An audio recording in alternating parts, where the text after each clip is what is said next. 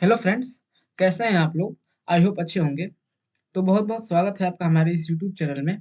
आज की वीडियो में मैं आपके लिए फिर से एक नया सी लैंग्वेज का प्रोग्राम लेके आ गया हूँ, जिसमें कि आप लोग देख सकते हैं एक एरे बनाया गया है इंट डेटा टाइप का यूज़ करते हुए, बट इसके पहले स्टैटिक कीवर्ड लगा है। फिर यहाँ भी आई जे एम एन 4 वेरिएबल बनाए गए हैं जो कि इंट डेटा टाइप से बनाए गए हैं। फिर इसके बाद इसके भी पहले स्टैटिक कीवर्ड लगा हुआ है। यहाँ पे कुछ आई में कुछ इंस्ट्रक्शन, कुछ स्टेटमेंट एग्जीक्यूट होने के बाद आई में कुछ वैल्यू असाइन हो रही है।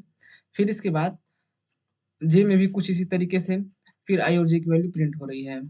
फिर इसके बाद आई में 1 है, फिर एम में भी कुछ एक्सप्रेशन असाइन हो रही है, कुछ इंक्रीमेंट डिक्रीमेंट करने के बाद।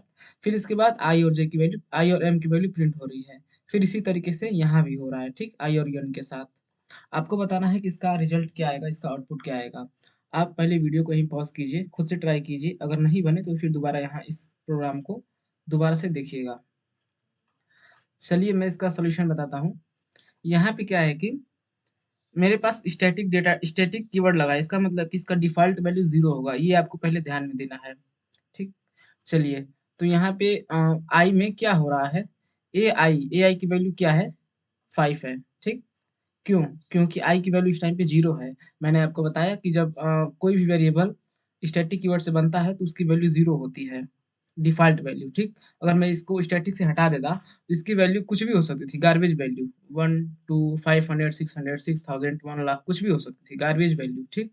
बट यहाँ पे मैंने स्टैटिक लगा दिया, तो इससे क्या हुआ कि इसका डिफ़ॉल्ट वैल्यू क्या हो जाएगी? 0। तो यहाँ पे 0 मतलब क्या है? 5 है, ठीक? तो उसको क्या करो, उसको पहले प्री इंक्रीमेंट कर लो, मतलब इंक्रीमेंट करो पर असाइनमेंट से पहले उसको इंक्रीमेंट कर लो। मतलब कि यहाँ पे 5 से क्या हो जाएगा? 6 हो जाएगा, ठीक? तो यहाँ पे कुछ अपडेटेड एरे मैं लिख देता हूँ। ये जो एरे है वो अपडेट होके कुछ इस तरीके से हो जाएगा।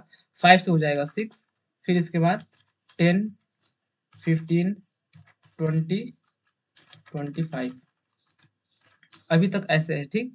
5 की जगह पे 6 आ गया है। आई में भी क्या आ गया है? आई में भी आ गया है 6, ठीक? फिर यहाँ पे अब क्या होगा? यहाँ पे है जे में क्या हो रहा है कि A1 है, ठीक? A1 में क्या है? 10 है। यहाँ पे भी इंक्रीमेंट हो रहा है, बट यहाँ पे ध्यान देने वाली बात ये है कि यहाँ पे पोस्ट इंक्रीमेंट है। जब भी पोस्ट इंक्रीमेंट होगा तो सबसे पहले उस वैल्यू को यूज़ किया जाएगा, इसके बाद इंक्रीमेंट होगा।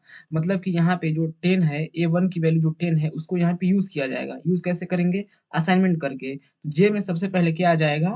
10, ठीक? अब इसके बाद इंक्रीमेंट होगा। यहाँ पे क्या था? यहाँ पे सबसे पहले इंक्रीमेंट हो गया था, ठीक? यहाँ पे इंक्रीमेंट हो गया था एरे में, फिर इसके बाद वही वैल्यू यहाँ पे असाइन भी हुई थी, इसलिए मैंने यहाँ भी 6 किया, ठीक? अब यहाँ पे क्या हो रहा है कि यहाँ पे जो है 10 वो सबसे पहले यूज़ होगा, ठीक? यूज़ होगा तो जे में क्या आ जाएगा? 10। फिर इसके बाद जो है कि AI प्लस प्लस होके क्या हो जाएगा? उसकी वैल्यू को इंक्रीमेंट किया जाएगा। A1 प्लस प्लस मतलब कि क्या होगा कि यहाँ पे 1 की वैल्यू क्या है? 10 है, ठीक? A1 की वैल्यू 10 है, तो अब इसको यहाँ पे 10 से क्या किया जाएगा? 11 किया जाएगा। मतलब आपने देखा डिफरेंस क्या है? यहाँ पे सबसे पहले असाइनमेंट ऑपरेटर चला, आई में भी वो वैल्यू इंक्रीमेंट हुई, फिर इसके बाद एरे में तो अपडेट होना ही था। यहाँ पे क्या हुआ कि सबसे पहले वो जे में वैल्यू चली गई, इंक्रीमेंट से पहले, फिर इसके बाद जो है कि वो AI की वैल्यू A1 की वैल्यू इंक्रीमेंट हुई, फिर यहाँ पे 10 से 11 हुआ, ठीक? यहाँ पे जे में क्या आ जाएगा? 10। फिर इसके बाद आई और जे की वैल्यू प्रिंट होगी, फिर इसके बाद A1 की भी वैल्यू प्रिंट होगी। तो यहाँ पे क्या आने वाला है? आई की वैल्यू क्या होगा? 6, जे की वैल्यू क्या होगा? 10। फिर इसके बाद A1 की वैल्यू क्या होगा? A1 की वैल्यू आपको ध्यान देना है कि यहाँ नहीं देखना है, A1 की वैल्यू आपको देखना है यहाँ पे, ठीक? तो यहाँ पे क्या हो जाएगा? 11, ठीक? फिर इसके बाद इतना हो गया, इसके बाद हम अब यहाँ पहुँचते हैं। आई की वैल्यू क्या है? 1, फिर एम की वैल्यू क्या है? AI प्लस प्लस, ठीक?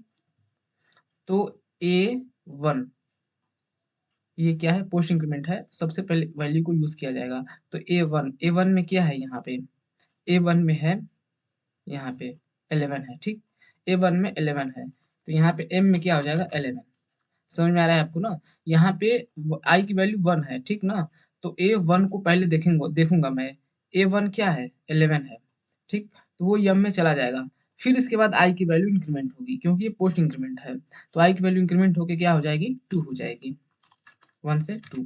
अगर ये प्री इंक्रीमेंट होता, मतलब कि ये जो है, ये ऐसे होता, तो पहले ही 2 हो जाता, फिर A2 की वैल्यू जो होता वो M में जाता, बट यहाँ पर तो ऐसे नहीं था। यहाँ पे ऐसे था, पोस्ट इंक्रीमेंट था। तो यहाँ पे सबसे पहले A1 की वैल्यू M में चली जाएगी, फिर इसके बाद I की वैल्यू इंक्रीमेंट होगी। A1 की वैल्यू क्या थी? 11 थी। तो यहाँ पे फाइनली M में क्या आ जाएगा? 11 और फिर 1 इंक्रीमेंट होके क्या हो जाएगा? 2 हो जाएगा। जस्ट इसके बाद क्या होगा? यहाँ पे I और M की वैल्यू प्रिंट हो रही है, तो I में क्या आ जाएगा? I में क्या आ जाएगा? 2, M में क्या आ जाएगा? 11। ठीक, बहुत ही सिंपल सा चीज़ है। फिर इसके बाद यहाँ पे क्या हो रहा है कि I की वैल्यू क्या हो रही है? 2। फिर इसके बाद यहाँ पे प्री इंक्रीमेंट है। ठीक, तो अब यहाँ क्या होगा? सबसे पहले I की वैल्यू इंक्रीमेंट होगी, मतलब 2 से 3 होगी। तो यहाँ पे A3 को वैल्यू चेक किया जाएगा, ठीक? सबसे पहले 2 से 3 हो जाएगी, तो यहाँ पे 3 हो चुकी है। अब मुझे कुछ नहीं करना। फिर इसके बाद यहाँ पे अब 3 होने के बाद अब I की वैल्यू यहाँ पे इवैल्यूएट होगी। I की वैल्यू क्या हो चुकी है? 3, क्योंकि प्री इंक्रीमेंट था। तो A3 मतलब क्या हो जाएगा? 0, 1, 2, 3, 20 हो जाएगा। ठीक? तो N में क्या आ जाएगा? N में आ जाएगा मेरे पास 20। तो यहाँ पे वही I और N की वैल्यू प्रिंट हो रही है, तो I में क्या आ जाएगा? 3 और N में क्या आ जाएगा? 20। तो चलिए मैं इसको रन करता हूँ और आंसर से मैच करते हैं। क्या मैं बिल्कुल सही आपको बताया हूँ? चलिए देखते हैं। मैं इसको रन कर रहा हूँ प्रोग्राम को और आउटपुट मेरे पास आ चुका है। देखिए सबसे पहले क्या आया है? 6, 10, 11, 6, 10, 11। ठीक, यहाँ पे आप लोग देख सकते हैं 6, 10, 11। फिर इसके बाद क्या आया है? 2 और 11। ठीक, 2 और 11, 2, 11। फिर इसके बाद 3 और 20, यहाँ पे 3 और 20 आया है। ठीक, यहाँ पे भी आप लोग देख सकते हैं 3 और 20 है। तो बहुत ही सिंपल सा प्रोग्राम था, बट इतना भी सिंपल नहीं था, क्योंकि यहाँ पे प्री इंक्रीमेंट हो रहा है एरे के साथ, तो आपको एरे में भी अपडेट करना होगा। फिर बाद में जब उस एरे को एक्सेस करेंगे आप, तो उसको देखेंगे अपडेटेड एरे में, यहाँ पे ना कि यहाँ पे। अगर अगर आप भूल से भी यहाँ पे देख लिए इस पुराने एरे में, तो आंसर गलत हो सकता है।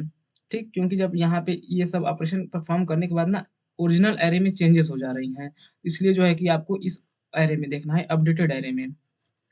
तो आई होप ये प्रोग्राम आपको समझ में आया है। अगर नहीं समझ में आया तो एक बार फिर दोबारा इसे रिपीट करके देखिए।